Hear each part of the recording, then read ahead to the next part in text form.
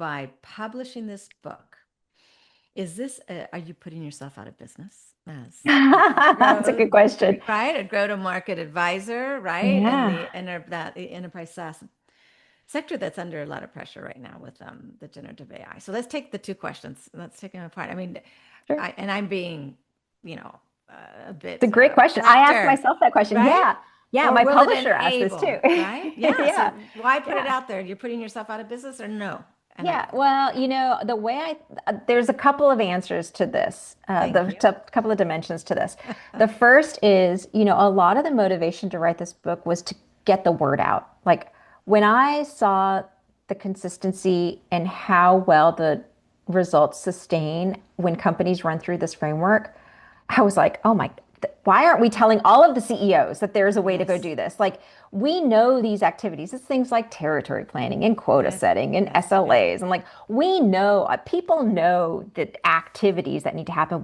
But the unlock here is the sequence, it's Okay. important to do them in order and that they're done all together, which is the role of the CEO, right? Is to Okay. ensure that the right people are in the room when you're making these decisions and everything's like those are the connectors, right? Those are the interlocks, are the decisions. The activations happen, within the function.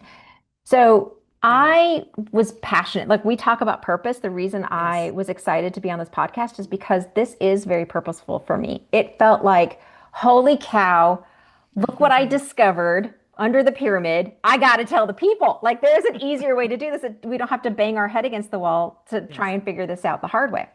So in that way, it didn't really feel like an option to necessarily hide it. And then the other side of me thought about it in terms of like changing the oil in my car. Like I know that I can change the oil in my car. It's not a difficult, complex process. Like it's very straightforward. But do I want to like get in coveralls and crawl underneath my car and like find the little latchy thing? No, I don't want to do any of that. I would far rather just bring someone in, take the guesswork out, have it done correctly the first time, Mhm. and leverage someone else's expertise in case they find something that I wasn't expecting.